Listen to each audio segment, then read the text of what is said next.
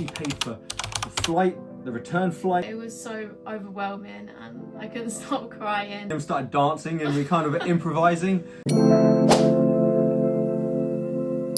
Hey guys, and welcome back to our YouTube channel. So today we're going to be doing a sit down talking video talking about some of our volunteering experiences whilst traveling. On our traveling trips we love to do volunteering because we love to give back to the communities, and also it just allows you to stay in a place for a long amount of time. So we want to share with you guys how we do volunteering, what experiences we've had, and how you can actually save money whilst you travel. So the first thing we did when we first started our travels, not just our holidays that we'd been doing, but I saw an advert pop up on my screen on Instagram actually, and it was by a company called Gotoco, and effectively they allowed you to travel to different parts of the world. They've got it in Europe, they've got it in Asia and whatnot, and this particular one was in Bali, and I was like, wow, I've seen so many cool things in Bali, and it was to teach English in Bali. And I started investigating, clicked on that advert, looking into it, and they actually paid for the flight, the return flight, the qualification, the accommodation, the food, and I was like, wow, this is too good to be true. Yeah. And it was actually better than I expected. I think they have changed their business model now, so don't quote on that. I think they have created a bit more of a paywall because they were changed their business model, but they are a great company. They still offer the free programs in certain countries, but I think because Bali and Thailand has been their most popular programs, I think maybe you have to pay for your flights now or something like that. So this was the first volunteering thing that we'd done, and the first time we had actually been out of Europe. So we wanted to do this because we thought it would just help us just get familiar with a place. We've never been to it before, be in a group of people, and also do something meaningful. So what we kind of had to do was, we was there for I think 7 weeks in total, and we had to do 2 hours a day of teaching English in a local school. We were in separate schools, everyone had like their own school, and we were staying in this massive villa with I think 50 other people, and yeah, it was such a great experience. What was it called again, the villa? What was the name? It was called Ganga Blessa in Ubud in Bali. Shout out to Ari. There's this guy there, right? He was the night security, right? It was such a nice, cool dude, right? He'd always just turn up randomly with his torch, smiling, his big teeth just smiling at you, and he's such a nice, cool guy. And we've got him on Facebook, added him. He's a cool dude, and so it was nice that there was a group. One thing that kind of like worried us a little bit to start with was they separated me and Sophia, and we're like, okay, you know, fair enough. And that was a little bit of a sticking point for you to start with, but I think it was nice for you to be involved with some other girls, and they put me in the room with this tall 6'4" guy. Shout out to Jamie, you're a cool dude. And we had the smallest room. The biggest guy there was me and him were in a room together. It was the smallest room. It was a nice room. Yeah, like our room, I was sharing with two other girls, and we had a balcony, we had a huge bathroom. Yeah, it was a lot bigger. Don't let it take away from it. The villa was beautiful. We had 2 swimming pools, and it was food. A really good location. The staff were happy, and gym literally 5 minutes walk away. Rest do gym. Shout out to you, my friend. And yeah, that wasn't the main thing though. Obviously the main thing was teaching the English to the local kids, and we have some really special memories from doing that. And even I was so scared to do it at first because it's just quite scary teaching. Like, I'm not a teacher, so yeah, it was quite a scary but such an amazing and rewarding experience. Yeah, before we went, Sophia was a bit nervous. She's like, oh, what if they don't like me? I don't know if I can do this. And by the end of it, she had 40 crying children of how much they loved her and wanted to miss her. And she's like, I don't want to leave, I love them so much. And I think it was really nice for me to see, you know, with her being my girlfriend and her maternal side, and how much these kids love her. I think, a special memory I had from teaching the kids was, you know what, I used to have this little game, right? I'd put on the board from 1 to 10, 10 being the best, 1 being the lowest, how well behaved they're doing, whether it be they're doing their work, you know, they're not hitting each other, whatever it may be. I had 11-year-olds, and I'd every day like increase the number or put it down based upon how well behaved they were. And the goal was, if they by the end of the week they got to 10, I'd buy them a McDonald's or a pizza, or just something that they never really have much of because they quite frankly, the money was quite a big deal for them. You know, it's more of a lower income area. So that, I think, really made a big difference in their life. And the day that I left, the last day, we got them a McDonald's and a Happy Meal. Not that, you know, I'm a personal trainer and fitness coach. I don't like giving unhealthy food, but it really something they don't ever have. Yeah, so. You know, it made me feel good knowing that they're seeing the smiles on their faces, that they've never had a McDonald's before and getting the toy. But in my defence, McDonald's aside and the pizza side, throughout the week I'd give the kids the star of the day, whoever was like the best behaved or did the work or most improved. I let them pick what fruit I'd bring in the next day. I'd say, right, you were the best behaved today. And one kid, he was the best. What's his name? He begins with a J.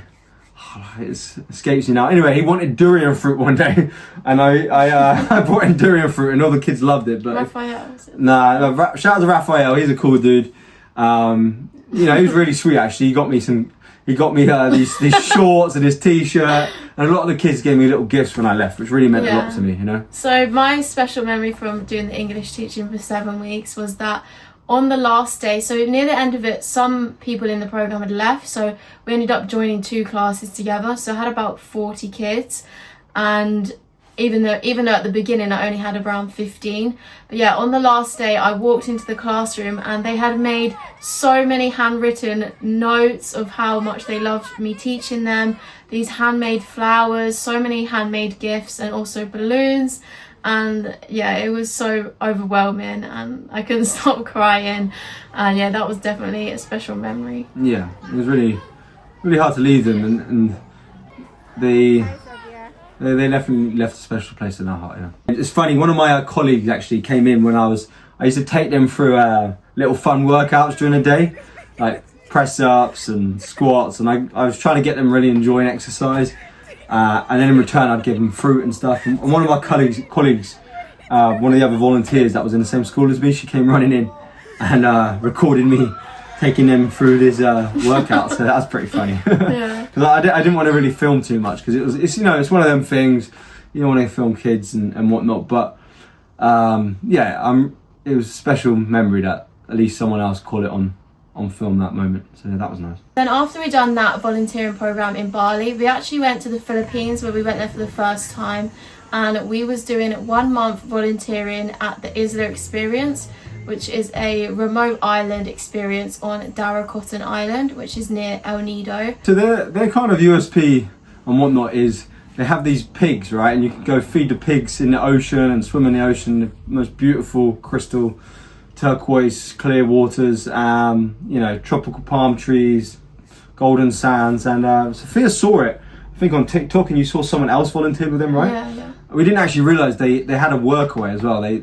have it up on Workaway, their volunteering experience. They're always pretty fully booked and there's a lot of competition, so I really wanted to make a video that stood out to him. So at the time, the place I was living, it's funny, me and Sophia would walk around and there was these pigs that this farmer had at the back of the house, near where I lived, and we'd always go and feed them and try and stroke them and pet them, and there was baby piglets and stuff.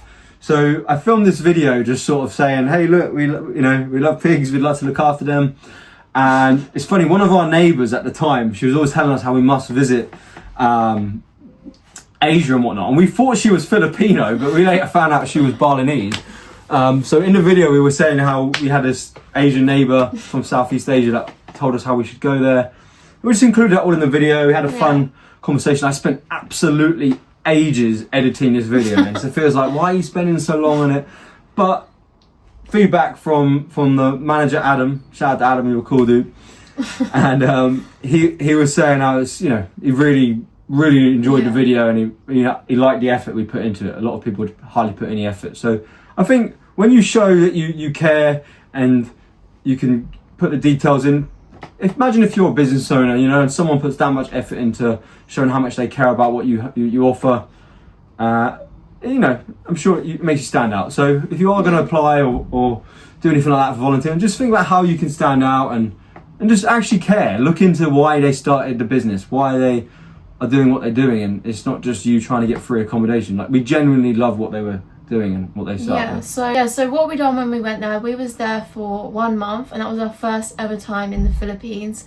We basically just was doing helping out. I was doing a bit of content for them, so I was filming some things of the guests, and Santino was doing some fitness classes with the guests, and we were also just taking the guests around the island on like a village tour, and basically just being like the English speaking socializers. Just, you know, if someone looked a little bit lonely or they kind of wander around, I'd go up and say, hey, how's it going, you right? What did you want to try and do today? Anything you haven't seen yet? Anything you wanted to see? Yeah. And quite often it would just be they wanted to see the village. There was actually just the best place ever to go snorkeling, the best place. We went to so many places, and there's this shipwreck actually just maybe like 100 meters away from the experience there. The clownfish you see there, I saw actually a lionfish, that black and white one. And yeah, it's just so full of life and corals and... We had some really great experiences there. Some nights were very hot. We were sleeping in these bamboo huts right on the beach. Yeah. But yeah, we had really great experiences there and special memories in our heart. And we also met so many people from all over the world. Even as well, I met one of my good friends, Christy, who lives in El Nido, and we went back to see her again this year. So I want to talk about one special memory that we have there, which was such a funny night. So we was just kind of in the resort, and then someone mentioned about there's going to be a party in the village. Basically, only around 50 people live on this island. So yeah, we heard there's a party in the village. So around like 10 p.m, we started walking to the village, and we went with this guy as well, who was a guest on the island. Yeah, you know, he's like a straight arrow, quite a professional dude, right? You know, just, you know, cross the T's, dot the I's kind of dude. I like the dude, he's a cool dude. And we went to this party with him. It was really cool to see him letting go, dancing, and... So the party was on a basketball court in the village. They had the music going on, they had food, drink, and there was loads of people there. Yeah, so we went there and we realised how lively this party was. I'm not one to drink. I'm not much of an alcoholic drinker, right? I had no alcohol. It was one of the best nights I had. So I had this jazzy shirt on, right? And it was like so tight at the time. Anyway, we realised that the party was so lively. So we wanted to go back and get everyone. So it wasn't too well lit to get back, you know, the area. You have to kind of go round the island. You have to walk kind of through the forest, and there's no lights. During the daytime, it's absolutely fine, but in the evening, it's a little bit more stones and whatever to navigate. So we went back, got people, and shout out to Tim, right? We brought our friend Tim that we met there on the island. Me and him were vibing so well. Me and him started dancing and we kind of were improvising. He kind of did this lasso thing. We'd have to splice in the video. It's such a funny video. He did this lasso thing and I was like pretending he caught me, and he's doing the crab dance. I was doing handstands, walks. It was such a vibe. You know what was a really cute hearty moment? There was this kind of older granddad type figure. The guy who asked to dance. Yeah. There was this kind of older granddad type figure, and he literally had like these small phones that you get, the trap phones, you know, the ones with the VGA camera, right? He was like loving it. It was filming everything. He was just cherishing these memories in this village. And Sophia, you mentioned there's this guy, right? He kept on trying to dance with Sophia. He's like, I dance. He was getting annoyed that she was with me, and I'm like, yeah, I don't know, man. And then he was like, Santino, go home. He's like, go home. And then all the other villagers were like, no, he doesn't mean it. He doesn't mean it. He's only joking. He was harmless, to be fair, but he was He's just old. He just wanted to. I think he wanted to have a dance with my lady. So a really cool thing that they do in the evenings at these experience. They had this entertainment type guy, but he was actually born on the island. He literally had the tattoo on his leg. I think he's set up his own sort of jewelry shop now on the island. I don't know if he's still collaborating with them. I think maybe he comes in every now and again. But he would do this fire show, right? He was really talented at the fire show. And he was a rapper too, right? He'd do this signature Mickey style raps on the karaoke, and he'd really get the crowd going. So he was a cool dude. And also Mickey taught us the Para-Para-G butterfly dance, which is so funny. It's their signature dance that we done pretty much most evenings. Yeah. Also had, I don't think he's with them anymore, but William, he just was such a nice bartender host. He taught us how to make a pina colada. I said, you know what? I want to take you through a workout. I go, if I can take you through a workout, can you take me through how I can make a pina colada? We'll do a deal. And we did it, and really one of the best pina coladas I've ever had. And it was nice to actually understand how they're made, because that's kind of our signature drink we have around the world. It was in 2023. I feel like we didn't have it as much. No, I don't, like I said, I'm not much drinkers, but yeah, William was such a happy, friendly dude when we were there. Endai, this lady called Endai, her and her daughter, I think Giselle, her name was, right? They're just happy people. They would give us coconuts and bananas from their house. They literally lived on the island. They were such a happy person. She had this like really resonant, really nice voice. Like I don't know, it's a really like resonant voice she'd have. She's a very distinct voice. Everyone like ages away. Yeah, but she'd always had a smile on her face. Yeah, shout out to the other staff too that were welcoming and happy to have us there. You know, I'm going to say the most significant thing that touched my heart the most and left the biggest impact on me from this whole volunteering trip actually was there's this dog there, right? And I wasn't too keen on her to start with. There was so many different names for her. It was Lisa, it was Nene, it was Lily. I think I ended up calling her Nene the most because apparently it was the neighbour's dog, so they call it Nene after the neighbours. So anyway, she's like a bit of a scruffy dog. She's like a white scruffy dog, and I don't know. She seemed a bit not the most intelligent dog, but she really grew on me after time. She's really affectionate. She loved cuddles and strokes, and she just would follow me everywhere, right? Yeah, even when we went to see the sunrise in the morning, she would follow us. Yeah, she'd follow me for sunrise, sunset. She kind of would go off for an adventure during the day for herself. We never knew where she went, but we heard rumours that she'd had puppies recently. She had these udders that looked like she had milk, and we just never saw the puppies. We never heard them. And one day I was helping clean up the beach. There was just litter picking on the beach. There's not much there, by the way, but just the little barts that I was doing. I ended up hearing these little squeaks, and I was like, can I hear dogs barking? And it took me a while. It literally took like half an hour to try and isolate where the noise was coming from. And it was, picture this big tree, but it had these really deep roots that had this little cavern underneath it. And I could hear these little squeaks. And then as I got closer and I started trying to call these dogs out, they just went silent. They were just like to each other, shh. They just stopped making any noise. So after hours trying to see if I could get these puppies out and telling Sophia about it and everyone about it, I then thought, how can I get the dogs to trust me? I picked up Lisa or Nene and I took her to this spot, and the puppies came out, and I saw the most cutest little scruffy little miniature versions of Nene, and they were petrified of me. They never had seen a human before, right? I managed to gain their trust by bringing the mum close to them, and I picked them up and just gave them some love and affection, and they were so cute, right? Anyway, I thought I better put them back. I better put them back where I found them, because the mum's obviously got it under control, but I think I just need to ask the staff and the people around just like what the deal is, how they feel about if I brought puppies in from the environment, just to be professional. So the next day we had a big group of people, right? And I kind of discussed with the manager and whatnot. They said, yeah, if you can find the dogs and stuff. So I arranged this treasure hunt, right? No one knew what the treasure was, but the treasure was refinding the dogs, right? Anyway, I'd led a group of like 10 people to say, we're going on the treasure hunt. And everyone was guessing what the treasure was. They're like, oh, is it alcohol? Is it money? Is it food? One guy was like, oh, imagine if it's puppies. Oh, they wouldn't have puppies. And I was like, yeah. And I found it so hard not to say.